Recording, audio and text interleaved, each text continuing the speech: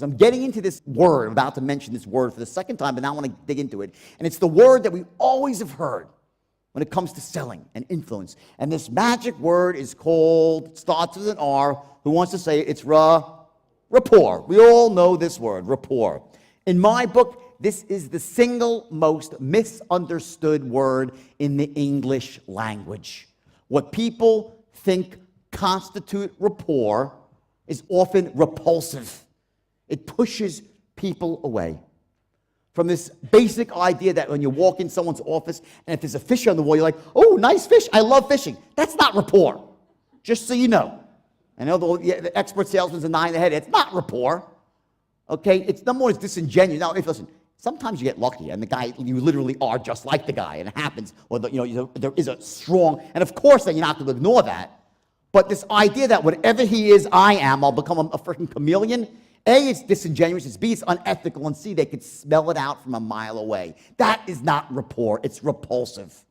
Rapport, the way you get into rapport is through certain tonalities and certain body languages, and it has to do with the way you listen to someone. When you get into when someone's talking to you, like and it's the way you actively listen, how you engage with eye contact, from the way you shake hands to the way you dress to your tonality. And you say, John, so tell me, what's your greatest headache right now? Not, so John, what's your greatest headache right now? They think you're an idiot. When you say to someone, John, how are you today? Versus, John, how are you going today? One says, I care. How you going today? I really want to know. I give a shit. Versus, hi, John, how are you today? I'm a telemarketer reading a script. And here's the thing. When I walk, and I do training, 90% of my business is corporate training. In fact, there's a company here, one of my favorite companies in Australia called BioSolar. The owner is a friend of mine, a wonderful, great businessman. He's here with about 70 of his staff, or plus, okay? A round of applause.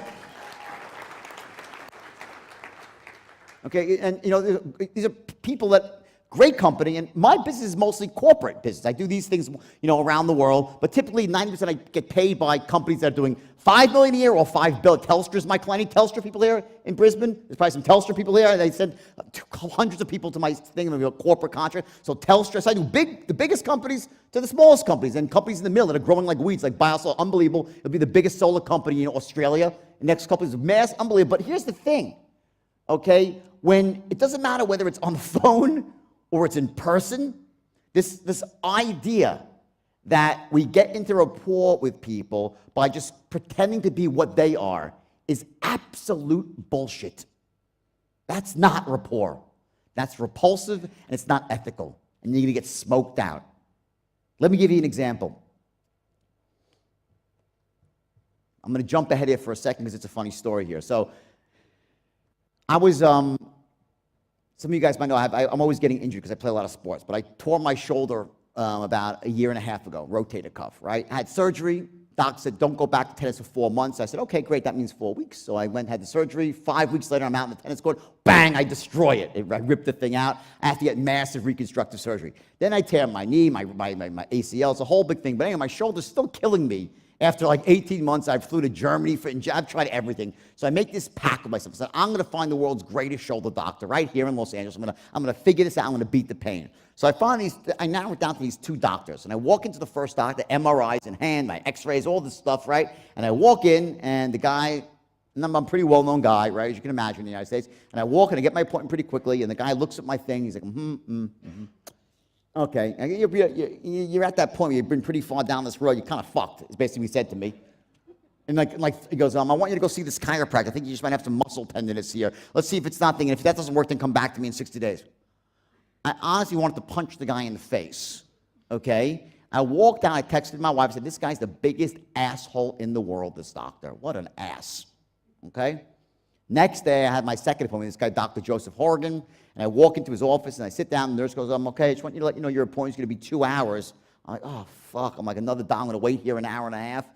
30 seconds later, they escort me into the room. The doctor sits down, and he starts asking me questions, okay? And literally, the questions start going and going and going. And I am like, oh, my. And it was the most thorough medical examination I ever got in my entire life from someone. And the guy ended up actually fixing my shoulder. But I just want you to understand that before I even left the office, before he did I texted, I said, this is the sharpest, the most professional, the greatest doctor I've ever been to. The way he acts, that's the way the expert acts. And here's what happened. After I realized how great this guy was, and I've never had someone ask me so many questions. And as you can imagine, this is a lot that we're talking about prospecting and how do you qualify? How do you identify someone's needs? And how do you ask questions? We're going to use this story again, but I just want you to understand what happened here is that when I realized that he was the real deal, I said, let me figure out a way to ingratiate myself. Maybe I'll talk about the movie and offer him tickets to the premiere. So like he'll be my best friend, right? So he's asking me these questions, and I say, oh, yeah, I'm hope this is cured soon because I got this premiere coming up, whatever. I said to transition. I said to him, they're making this movie, Leo DiCaprio. He's like, oh, yeah, I heard about that. Congratulations. Now, as far as your shoulders go, and he right back into my, it's like, fuck. Here's the thing. I tried to go off into this spot and try to talk about something else that was common. He kept it to business. Everyone get that? That's what experts do.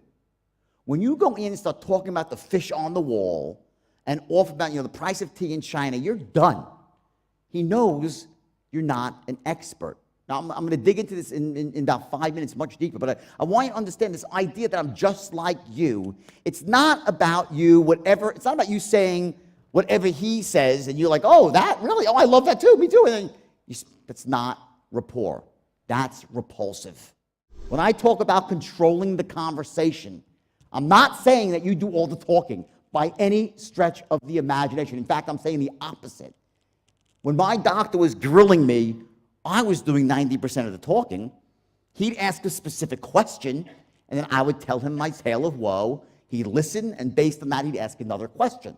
There's a specific order he does it in. But the way you control a conversation is not by going off into Pluto or Uranus. When you do that, they got you pegged out as a novice, and you're done. So it was the front half, control the conversation, get into rapport, gather intelligence, move them down the straight line. Now, when I said we're going to break in 2 minutes here. When I said every sale's the same, what I really meant was this. I'm like, it's not that every client's going to say the same things. They have all different objections of those 12, whatever they might be. They all have different beliefs. They say different words to you. What I was saying is this. There are 3 core elements that must line up in every single sale before they say yes. And I don't care what the sale is. You could be selling anything, product, an idea, a concept, a service. There's 3 things that need to line up. Number 1, they must love your product. They must love your product. Meaning it could be an idea, it could be a financial product, it could be a concept, a vision for the future. They must love your product. Now, not just logically, meaning it's not just benefit, 1 + 1 = 2. It's far more than that. That's logic. They must love your product logically, yes, but they also must love your product emotionally. Meaning, when they actually imagine themselves in the future having made the buying decision, they are using the product and they're feeling good. They're getting the benefit. Their pain has been resolved. We call it future pacing. They must love your product emotionally in the future. Everyone get that, yes? Very different than logic. And you got to make both cases. Secondly, they also have to trust and connect with you as the influencer. And they could love your product, but if they're not in rapport with you, they don't trust you, they don't think you're ethical, are they going to buy, yes or no? No way. So it's not enough to get someone to absolute certainty about your product. They also have to have the certainty about you. And again, it's logic, meaning that, yes, he's a good guy, he has the right credentials, he speaks nicely, but also emotionally, he's going to be there for the long term. I'm in rapport, I feel good. That's an emotional connection. Third, they must also trust and connect with the company or the brand behind the product, company or brand. All 3, and again, logically and emotionally. Imagine this one, I said this, I think I mentioned this one, there's a continuum of certainty. 1, 10. 1 means they're completely uncertain, they freaking hate it. You say, what do you think of this product? It sucks. That's a 1. Will people buy from you if they think you're a 1? No, they're not going to buy, right? If you say, what do you think of the price? Say, oh my God, it's the greatest thing in the world. That's a 10. That's absolutely certain.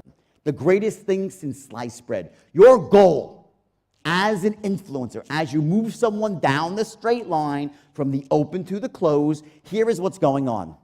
You're basically moving them from a place of uncertainty to absolute certainty for all three times. I'll draw it again here. So you have the straight line. Here's your open, here's your close. Here are your dotted lines above and below. Here you have Pluto up here, Uranus down here. Your two things, right? You're moving them down the line as they're going down the line. Who's ever had one of those sales? From the first second you opened up your mouth, they were right on board. They're like, oh yeah, it sounds great. And you say, well, the reason for the call, oh, I'm glad you called me today. I was looking for that. And you say, the product is this. Oh, what a lovely product it is. And it costs, oh my God, what a great price. I'll do it. Who's ever had one of those? Raise your hand. We get them. Once in a while, you get this laid down sale. The perfect straight line sale. But typically, that's not what happens. The client starts to go off the line. They go this way, they go that way, they give you objections, they talk about the price of tea in China, they talk about Tasmanian devils. So you want to keep them on the line, and you're going and building absolute certainty. They want to go off the line. As you move them down the line, you're building certainty. What you want to do is corral the 310s. They love your product, they trust and connect with you, trust and connect with your company, both logically and emotionally, all three. Corral those three things in a single moment in time.